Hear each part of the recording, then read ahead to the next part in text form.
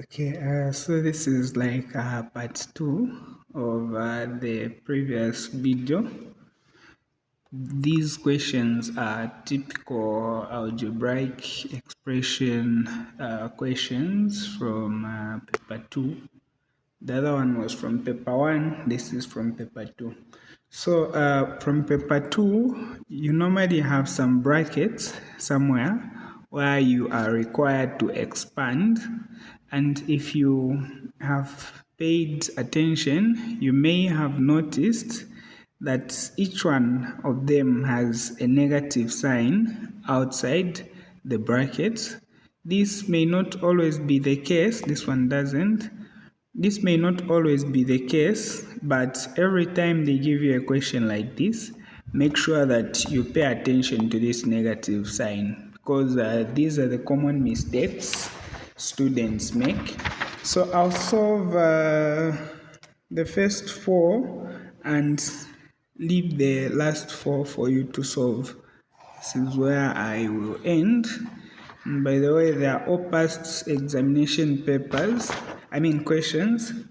So let's start with this one, 2024 external. This was question A, 1A. So to solve this one, you have 3, then open brackets, x plus 5 minus, open brackets, 4x.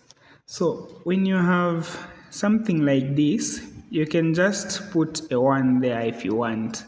We always have an invisible one outside the brackets if we have no number. So to expand this and this, let's start with this. You simply multiply this by each of the numbers inside, and then you do the same thing here. Remember that negative multiplied by negative is always positive. In short, for multiplication and division, of course, same signs will give you a positive number. And then different signs, let's say you have a negative and a positive, or a positive and a negative, will always give you a negative number. So let's expand this. This is positive, so we don't have to worry much about the signs. So 3 times x, this is 3x. And then 3 times 5, this is positive 15. Remember, 3 times positive 5, that's just 15, and then you maintain the same sign. And then this side, we have a negative. So you can say negative 1 multiplied by 9. Remember, negative times positive is negative. So negative 1 multiplied by 9, this will be negative 9. And then again, you multiply this by this, bearing in mind that you have negative numbers here. So negative 1 multiplied by negative 4x. Remember, negative times negative is positive. So when you multiply these two, you get a positive number. And then 1 times 4x, that will be 4x. So now, once you do this, what you have here is what we were looking at yesterday. In case you didn't understand, this would be another opportunity to understand. So at this point, you want to put all the like terms together. This is a very important skill in mathematics, because we shall be using this when we start looking at equations too. So we have 3x here, then you can bring the 4x there. Remember, 4x is positive, so you write it as positive 4x. You don't change the sign as long as you are not crossing an equal sign. So you have just moved it, you have not crossed any equal sign. So it's still as it was. Then next we have a 15. Remember, this is a constant term. It has no x, it has no y, it has no nothing. It's just 15. So you can pair it up with another constant term, which is minus 9. So do not change this sign. Remember, you are just moving it. It's not crossing an equal sign. You're not taking it to the other side of an equal sign. So now what is 3x plus 4x? Remember, these are like terms. They can easily be added. So 3x plus 4x is 7x. And then 15 minus 9, this will be 6. And then you are done. You can't add these two because the two are unlike terms, so you just end it here.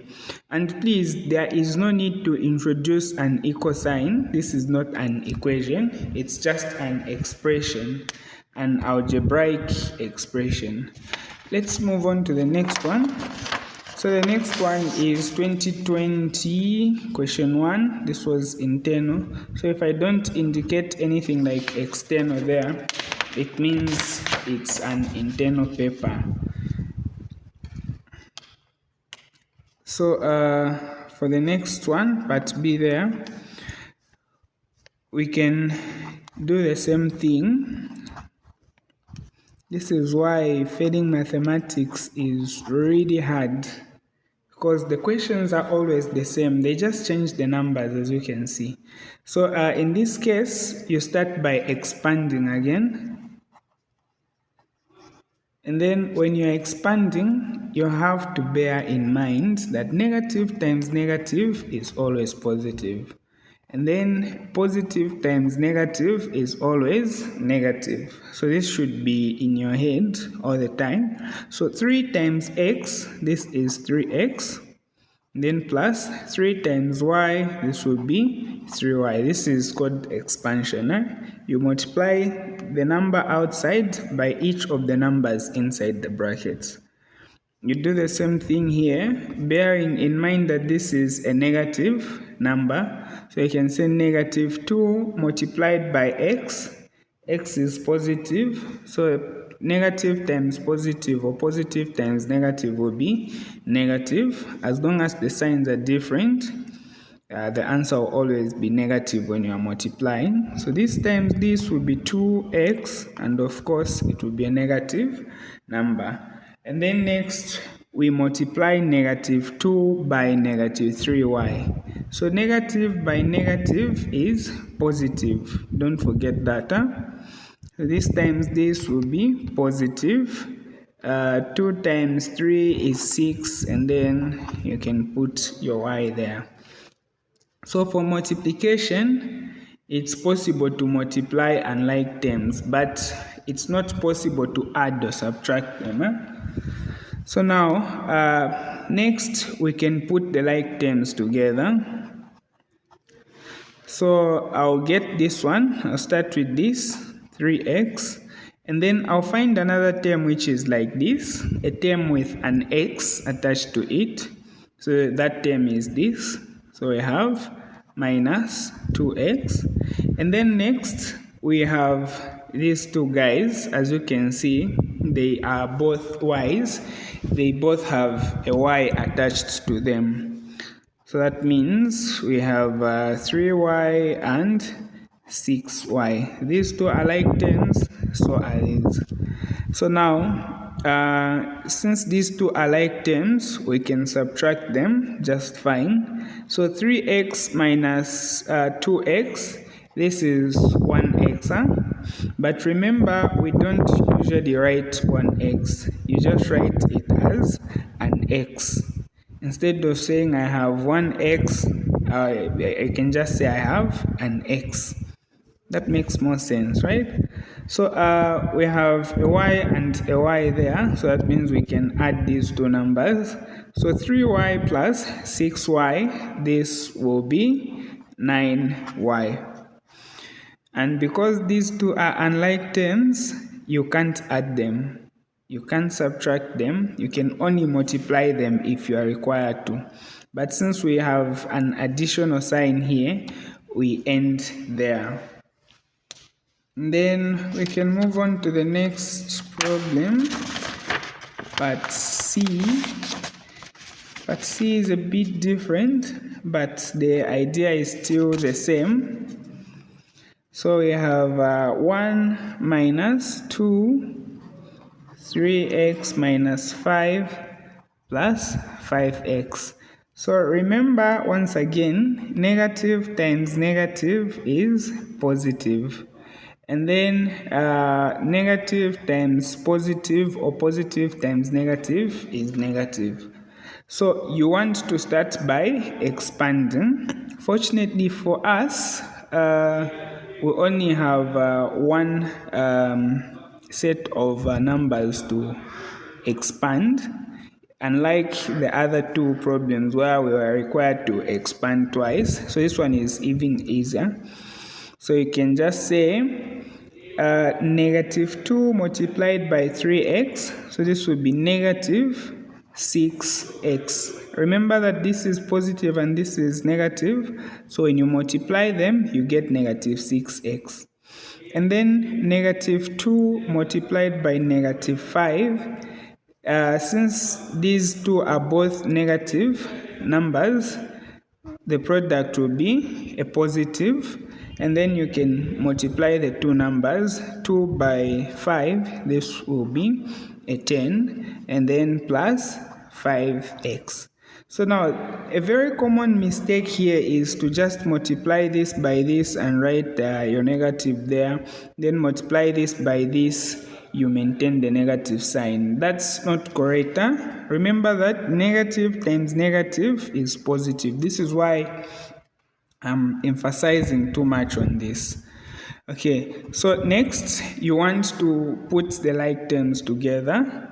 So I can start with my 1 and find another number which looks like a 1, a constant term, without an x, without a y, without any variable. So that term is a 10. So I'll get it together with its positive sign. As you can see, this is positive 10. And then next, I'll move on to this one here, which is negative 6x. Remember, it's negative, you write it as negative 6x. And then you find another term which looks like this. And as you can see, that term is this. So you can say plus 5x. And then now you can add. Remember, when you have the like terms like this, you can easily add or subtract, but when you have unlike terms, you can't do that. You can't do any of the two. You can't add, you can't subtract. So this plus this is 11. And then negative 6x plus 5x. Remember this rule again. Different signs, subtract and get the sign from the bigger number. So we have different signs here.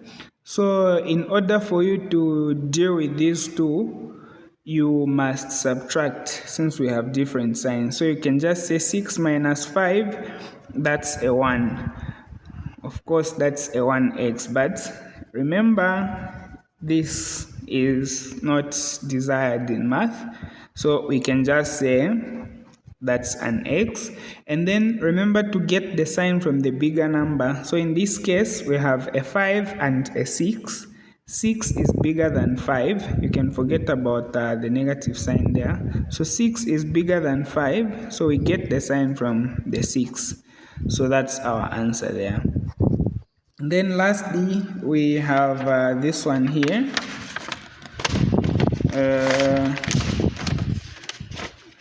So we have 4p minus q minus 3p minus that.